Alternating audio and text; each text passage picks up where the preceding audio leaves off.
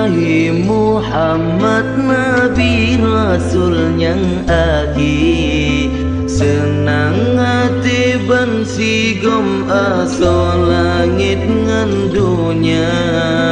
ne pedang hukum pesabo umat belam tribri, makmu belahi asa dunia hudip mulia.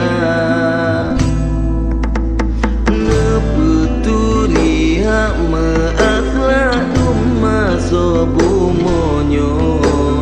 jika bu betau uju peria bet nalam